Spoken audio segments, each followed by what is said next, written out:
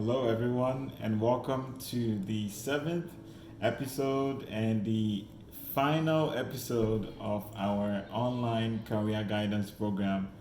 And what can I say? The last 7 weeks, or maybe 6 weeks, I should say, have been amazing, and has been such an honor for me to join you guys. It's been a blessing, and I'm hopeful that it's the same for you as well. And thanks for making making it a point again to join this session for this Friday. Today we have an exciting topic, and before we jump into it, I just want to take a few minutes to say thank you to President Solomon Nyako. It's been an honor working with you on this program, and I wish you the very best in your post National Service Days. I also want to say a thank you to NASPA executives for their help in making this program a reality, and to the patroness, the patron, and the district director. So thank you all so much. And finally, to all of you, the members of NASPA, AAK district, and the other districts that have joined us over the last couple of weeks, thank you so much for making time. And I hope you found this beneficial as I have, even to myself. And I wish you all the best as you wrap up your service and head into the world of jobs and figuring out your businesses and furthering your education and all of those things. All right, so let's go ahead and jump into it. So today we're going to talk about the importance of an entrepreneurial mindset, right? Why is it important for us to think like entrepreneurs? And if you are aware of the world in which we live, you realize that the capitalism, I should say, is the dominant economic system of the world, right? I don't need to go back into the Cold War and all of that, but right now, capitalism, the ability to start a business, start a venture, and create a profit, create income for posterity is the dominant system, where we all must learn that even in Ghana, even in our so-called mixed economy, we need to be the drivers of our own destiny. Because guess what? Nobody's going to come to save us, right? So as much as we want to be looking for a job, we also need to be preparing to make our own income, make our own money. All right. So who is an entrepreneur, right? According to Investopedia, an entrepreneur is an individual who creates a new business, bearing most of the risks and enjoying most of the rewards. The entrepreneur is commonly seen as an innovator, a source of new ideas, goods, services, and businesses or procedures. This is the person, a man or woman, who goes all out, high risk, high reward, right? Obviously, the risk is calculated, but high risk, high reward. If you take risk with some amount of money or resources and your time and energy, and you reap a return, some money comes back, some rewards come back. If it's farming, you are able to harvest your crops and go sell those crops. That is you being an entrepreneur. Because guess what? By making those profits, you can expand the business, you can empower other people by employing them as employees, or you can even make yourself rich and wealthy. And all of those are very important things that you need to keep in mind. The one thing I want to say before I continue is this. I want to wish all our Muslim brothers and sisters a happy Eid al-Adha, Eid Mubarak. I hope you have a wonderful celebration, and that Allah blesses your celebration. So thank you, and we can go on now. When we think of entrepreneurs, you think of someone like Aliko Dangote, who's the richest black man in the world. He's Nigerian, and his net worth is about 8.3 billion as of July 30th, 2020. So when you think about a man like this being the richest black man, he's not in America, he's here in Africa, he's in Nigeria. And by building his empire, Dangote cement, Dangote sugar, Dangote flour, now he wants to go into petrol or oil refinery, right? I should say oil refinery. It tells you that this man is a genius when it comes to business, and we can learn so much from him. Also, it tells us that being in America or anywhere in the world does not necessarily mean you're going to succeed, because some people are succeeding right here in Africa, right here in Ghana and in Nigeria. So why not try, in spite of our challenges, to also make it right here, right? One of the other people which we think about in Ghana would be Canadian Japan, highly successful, hardworking businessman. Kwame Despite, right? Who remembers Kwame Despite? All the music we buy and Peace FM and all the other radio stations that he owns and shops he owns. Kwame Despite being entrepreneurial. Kevin Autry, another mastermind when it comes to entrepreneurship in Ghana, who has started an oil business, oil exploration and oil, I think refinery business, and that has boomed so much. It's $1 billion company now. So keep that in mind, people who are really doing fantastic work. If we look across the world, we think of people as well who are entrepreneurs like Bill Gates, Jeff Bezos of Amazon, Robert F. Smith, who is an African American man, very wealthy, and he's into financial, the financial sector, right? So helping with investments and other things as such. Tyler Perry, who is into movies, right? Most of you know Tyler Perry. Oprah Winfrey, who is into the media business, and a lot of other people, right? Other women, other men who are making it big in our world because of what? Taking risk. One thing you need to remember is this: in wealth creation, right, the greatest challenge of the African right now is wealth creation. Nobody respects the African as they should, and I say this with quotes because I know some people might feel a little bit rocked upon. But I'm just saying this to think about it. People don't respect Africa in the West or the East or other places as they should, because we've not yet built the kind of wealth we need to build for our people. The continent is rich, but we need to harness the wealth of the continent and build the wealth for our people. We ourselves must do it. Nobody's going to do it. Don't wait for a company from the UK to come and do it for you, because guess what? By existing in this world, we are automatically in a competition. And if they come and do it for us, they're going to make sure they come up on top, because they need to make sure that they take the most profit out of it and take it back to their home country and for their own, stakeholders and shareholders. This is about Africans building Africa, and entrepreneurship is the number one thing on my mind for Africans in this 21st century. I think, you can have a job, that's fine. You can further education, that's fine. But the one thing that's a true test of character is entrepreneurship, and we'll get into a little bit why entrepreneurship is so important. The other thing I recommend is, if you've ever heard of the show Shark Tank, Shark, SHARK, and then Tank, TANK, go ahead and watch it, because it's a show of a lot of brilliant people coming on to present their business ideas and hoping that the investors who are sitting there, the sharks, invest their money into the business. And so it's a brilliant show. I recommend it to anyone. Let's move on to the next segment of this show, or of this program, I should say. Why is the entrepreneurial mindset important? Right? Why is it important? It is important because you will be able to achieve financial independence. You'll be able to be your own boss and have your freedom. Nothing is more important in this world, in my opinion, than one day finding your financial independence, where you don't need to be running to work and waiting for a paycheck or your salary at the end of the month. But you, by your own work and your hands, can be making money every week, every day, to support yourself and support your family. So if your work fires you or they let you go, even because maybe of COVID-19, okay, fine. You go and you rely on your own money. But obviously, one of the reasons why people don't do it, and we'll talk about it a little bit later, is it's difficult, it's not easy, and it's a risk. but it's a true test of character, and those who are able to do it properly can do it very, very well.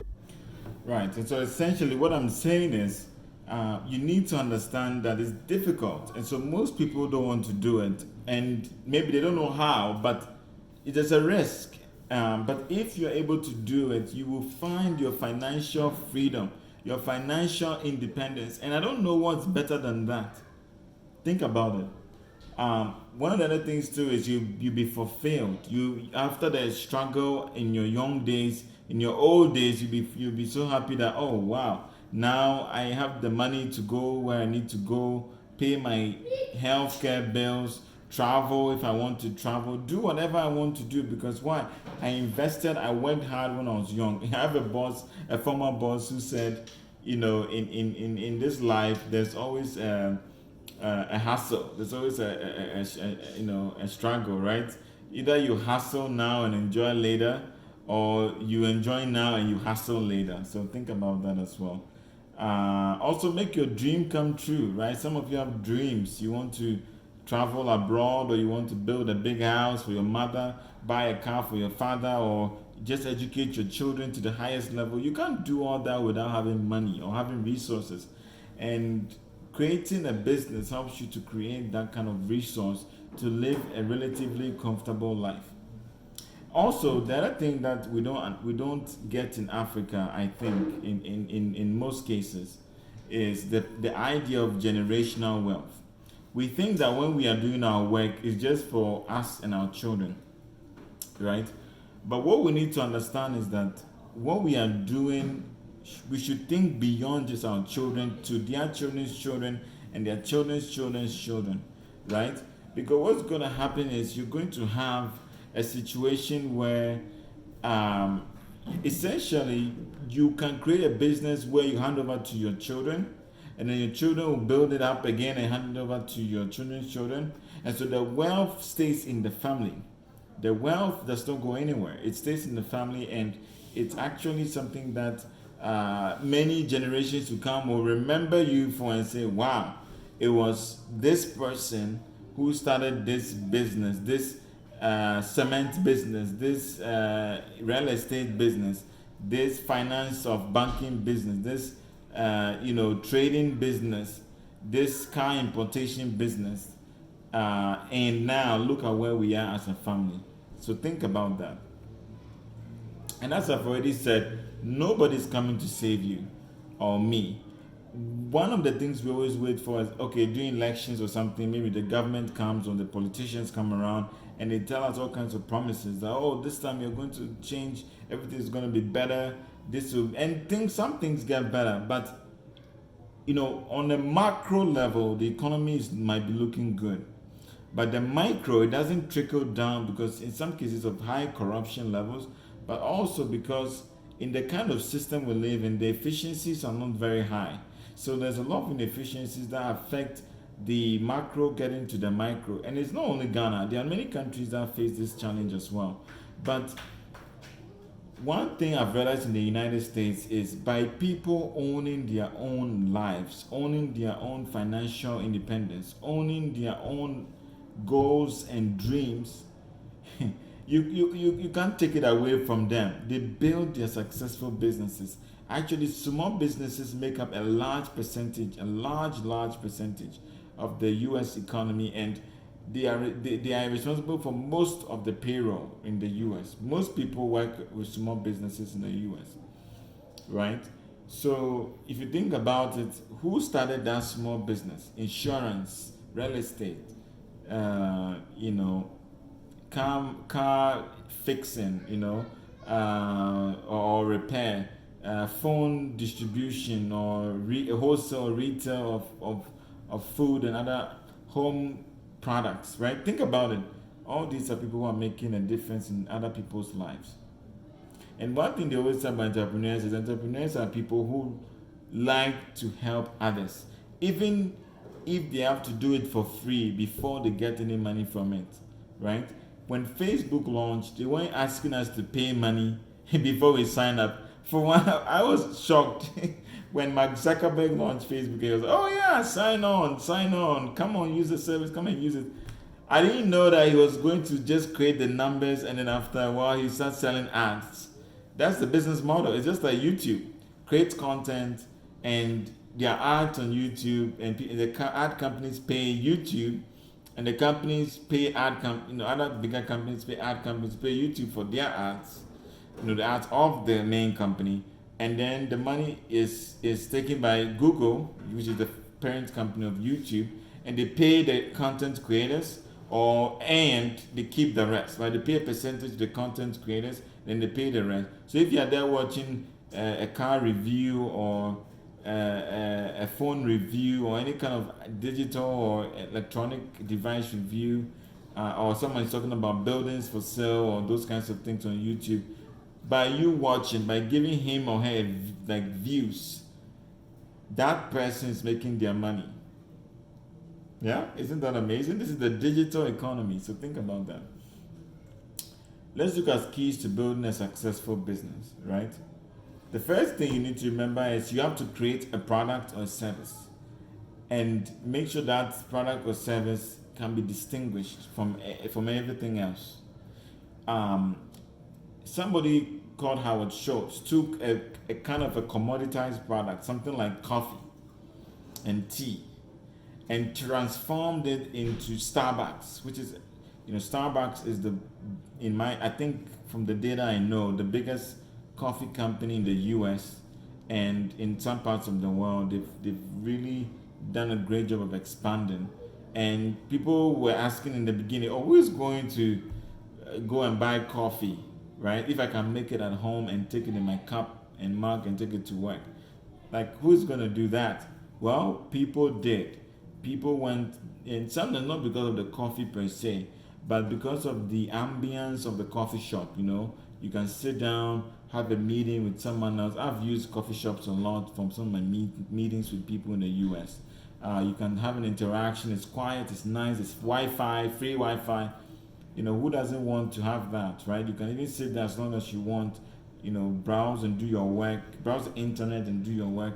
So someone took something like coffee and made billions out of it. What will you take to make billions out of? The other thing is you need to manage risk. The thing about business is there's risk. There's risk you lose all your money or your energy and your time that you've invested. And so it's up to you to really monitor the risk levels and manage the risk. The people who can manage the risk the best usually come out on top. There's financial risk, there is investment risk, there is the risk of what people will do or say. People can turn around against you and become your competitors the next day. You don't know what this world holds, but entrepreneurs are incredibly optimistic people, incredibly optimistic, and so that's one of the things they draw on to keep them going. Next thing, manage money. After you've managed the risk, manage your money. Money will run fast if you're not careful. You have it today, it's gone tomorrow. So manage what you give out for the business and against what's coming in, so that at least you are breaking even and eventually making a profit. One of the ways you do that in managing your money is to use budgets. Draw up a budget, right? Also reduce your costs. Right? If you have costs, try to reduce them, because costs really affect businesses a lot. And then the other thing is, while you are trying to reduce your costs, focus mainly on increasing your revenue. If your revenue is high, you won't even feel the cost. The problem of cost arises when your revenue is low, and so you are forced to cut costs. But when your revenue is high, you won't even feel it. If you're a company like Apple, Google, Microsoft, Amazon, Facebook, the giant tech companies, you're not really there always thinking too much about cutting costs, because the volume of the resources they have, the money they've built, most of them are $1 trillion companies by market capitalization. And so that should tell you something. They have cash sitting there, and they are thinking of what to do with all the cash they have. So manage your money, please. The other things, follow laws, right? We live in a dignified, civilized society, so there are laws and regulations. especially the tax laws. You cannot just go and do whatever. You need to have tax laws. And if you have a lawyer who help you with that, when you get to the point, you need to have a lawyer. It's very important to protect you from legal trouble. So have a lawyer who can help you with your taxes as well, or have a chartered accountant or someone who can help you, a professional who can help you and advise you on the risk of the legal system and other financial requirements that you may have. Pay them well. Pay them well. If you pay them well, they'll take good care of you. So pay them well. Sometimes you don't have the money to hire them yet because they charge a lot of money. So you just have to wait and build it to a level where you are ready to bring them in. Also, you have to be in control of your life and business. You can't have a business if you're not even in control of your own life. If you're still living with your parents and they control what you have to do, or your wife and your spouse, or your spouse, wife or husband, right? Or spouse does not really want to encourage you or be with you to do what you're doing, it's a challenge. So make sure you can be in control of it, of the business and of your own life, right? You are the vision holder, so nothing happens unless you do something. As the vision holder, you must be the drive. The other thing is focus, and this is one of the things I struggle with. Focus, because there's so many ideas, so many things that are coming up into your mind. But if you focus on the most important one, that's the one that's going to bring you your most revenue. Especially when you start with different things and you find the one that's bringing in the money. Focus on the one that's bringing in the money, because that's the one that's going to grow your business. The other thing is keep reading and learning, because you need to read from those who have done the things you're trying to do before you are doing them. Read things written by Bill Gates. Read books by Robert Kiyosaki, and I'll recommend a book to everyone. It's called Rich Dad Poor Dad. Rich Dad Poor Dad. My life was transformed when I read this book, because I didn't know that, being an employee was not the be it all. And that being free, financially free, started with being financially literate. So financial literacy is what Robert Kiyosaki preaches. Robert Kiyosaki is a world-acclaimed author and a real estate investment guru who has written so many books and changed so many lives. Read his book. Please go and find him. Rich Dad Poor Dad. It would really help you. There are other books like The Richest Man in Babylon by George Clason. There are other books like the Millionaire Real Estate Investor, I think by Gary Keller, and other books. So go and find entrepreneurial books and read, please. And as you read, acquire the skills. Read and understand and acquire the skills. Then build a network that will support you, like mentors and your family, people who can be there for you, because there will be difficult days. So you need someone or people who can come and help you, even maybe lend you money when you are in hard times. It's not easy. The vision of a business is tough, but if you can persevere and get through the hard times, you will make it. And then build a network, right? The difference between a support system and a network is that the support system is there to help you, but a network is there for you to also help other people, right? And the network can also be your investors, your creditors, your customers especially. Be customer-centric. They are the ones bringing in the money. So think about that. Build a network to support you, including mentors. If you have some mentors who can help you, get those mentors to help you. And then dream big and be optimistic. Dream big. Never dream too small. Dream big so you can, make it big and be optimistic. You know what they say? If you dream of getting to the stars, even if you don't get there, you land on the moon. But if you don't get to the stars at all, then, or you don't even dream of getting to the stars, then maybe the moon will not even be an option. Overcome your fears and act on your plans. Fear is, they say false evidence appearing real. Fear is huge. I've had my own fears in life, trust me. Fear is huge. But one thing I've always done is to do things in spite of fear. One thing I did recently that was quite nerve-wracking was leaving the US to come to Ghana, because I had a vision of coming here to settle down and build my dreams, build my business or my organization, MPA, right? But the thing is, when you're leaving America, you're not sure, because you're like, this is a good country. I've made a lot of success here, and I'm leaving all that to go home to Ghana, to my home country, and people are telling me not to go.